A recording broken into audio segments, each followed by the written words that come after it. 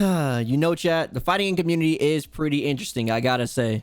There's a couple conversations within the fighting community that always happens every single time a new game come out. Some of them are good, some of them are completely nonsensical, but this particular conversation that's always happening is something that like people want there to be an answer for, but it's just no real easy answer for it. What am I talking about?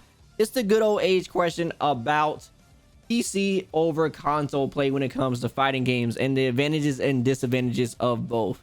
Let's talk about it because it's been brought up again with especially more testing for Guilty Gear Strive in particular. And I just want to take a look at the numbers with you guys. So in case you've been living on a rock about what's been happening within the fighting community as far as some topics that's been going around, there's been this post that's been going around by Noodles, who's been testing the input delay inside of the game via all these type of different ways you can play Guilty Gear Strive: PS5, PS4 on PS5, PC VSync on, VSync off, PS4 Pro, PS4, and all of these pretty much to see which version of the game has the less input lag, have the least amount of input lag, which one has the most.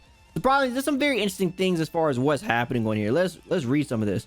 So the PS4 version has about 4 frames of delay. PS4 Pro, not much difference. 4.8, so it looked like it's a little bit more, so pretty much around the same. These tests are just estimates, so nothing is like to the degree, so pretty much around the same pretty much for those. PC VSync on and off, obviously there's not too big of a difference there. Now he did do another test, Noodles did do another test for the actual difference between those, and I believe it was with the G-Sync that was like messing everything up. So the actual numbers is between like 1 to 2 frames when it comes to actually having the VSync off. And then the on one with the G-Sync thing like that, it was a little bit more than that. So about 1 to 2 frames is what you're actually looking at. They were talking about like getting actually below 1 frame is almost impossible when it comes to these type of games. And that's just because of how the hardware and stuff works. But yeah, we got the official numbers now. Then PS4 on PS5 is going to be about 4.95 frames. And then PS5 itself is a whopping almost 6 frames delay. So some very interesting numbers for sure when it comes to this game. And yeah, this got people talking again, man, about what should people playing. And like, obviously people like PS4 is not the way, because a lot of people are playing PS4. Not a lot of people got PS5s right now. But yeah, people are saying like the PC version just still being 1 to 2 frames and the PS4 version being in the uppers almost 5 frames of delay. That is a big difference when it comes to fighting games. I know 3 frame difference, 2 to 3 frame difference don't sound like that much, but when you're talking about these intricacies of the way fighting games work and the type of things that people are trying to do, a few frames will help out. It, 2 to 3 frames could be the difference between you blocking an overhead or missing your meaty or missing a setup or anything you're trying to do.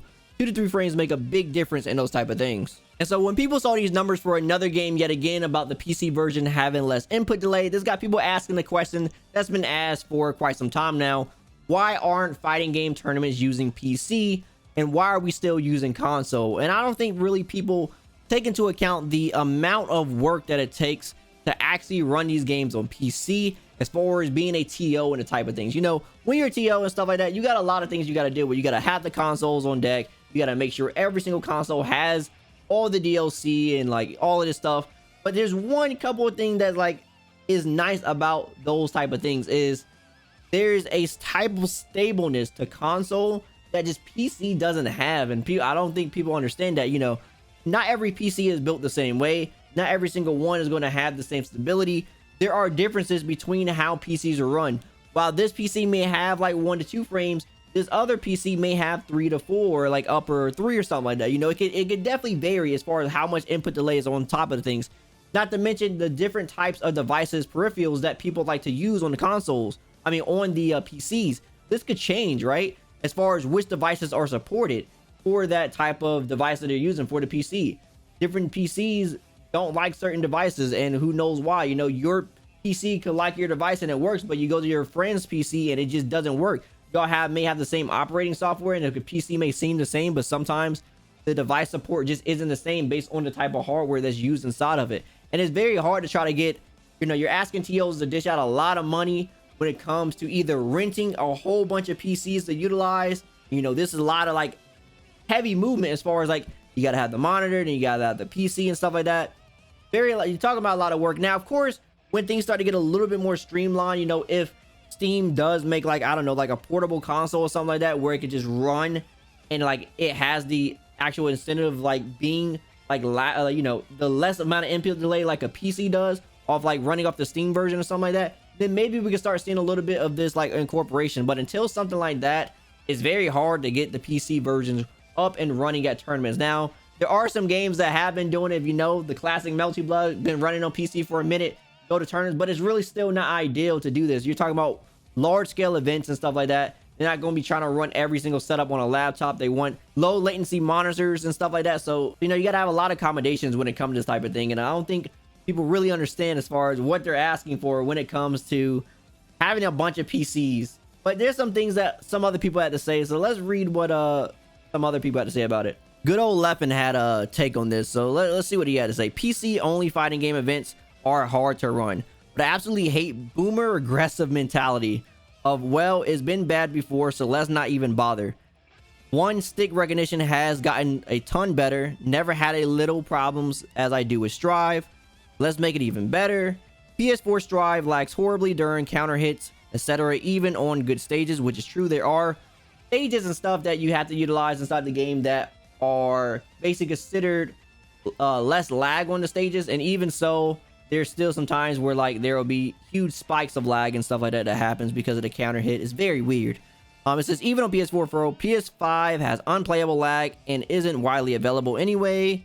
I'm just saying, I'm not saying we should run CEO or next major on PC, but there's no reason to act like this is some unsolvable problem that will never be fixed, especially with rumors of Steam machines, etc. I think the future is closer than most people realize. Ask yourself this: well, do you think MK12, Street Fighter 6, KOF 15, new Melty Blood is going to run better on PC or PS5?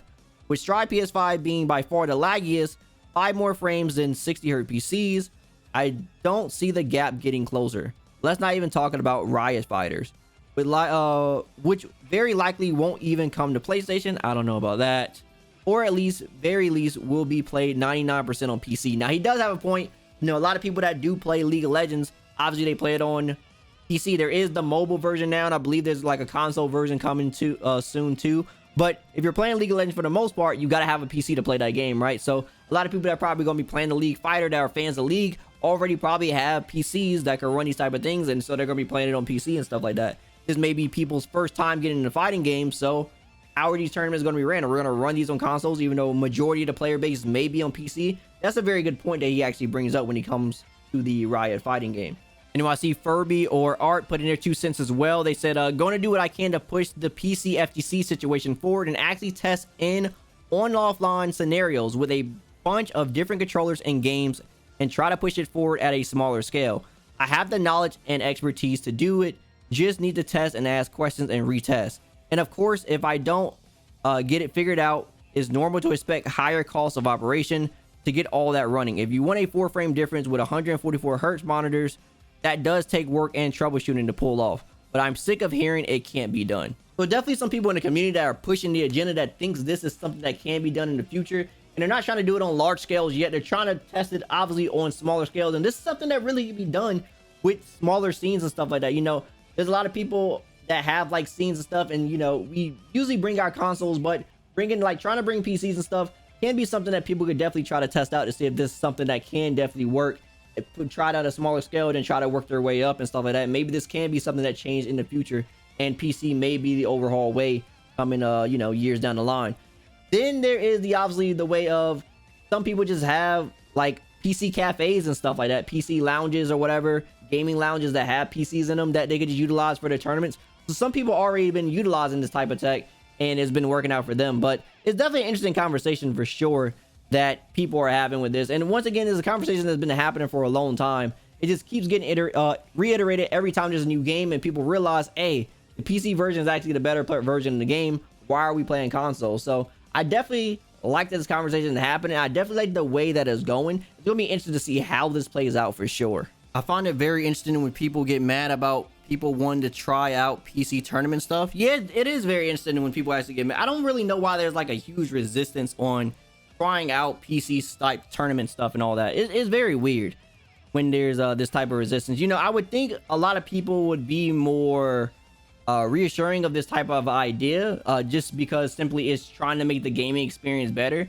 But some people don't care. Now, I personally play on console just because that's my like device of choice. I just like to play on console. I just like, I don't know, being on console and then hanging out with my friends and playing on console and stuff like that. Even though I know the PC version of the games is better and stuff, we just prefer to play on console. Like, from a casual perspective, it won't really affect you. It's for the people that's really trying to like play the game at the highest level is really going to affect. So when people are like have this huge resistance on it, I really don't understand why. Like, are they scared of like the lowering of player base on their console of choice or something? I really want to understand the, like, this mindset of why people are scared about trying these ideas and stuff like that. I really don't know. RIP to them PS5 players. They the real strugglers right now. Yeah, man. You know, I was about to get me a PS5 too, but you know what? I think it's all right for me to wait a little bit, huh, chat? I think I'll be okay. I think I'll be all right.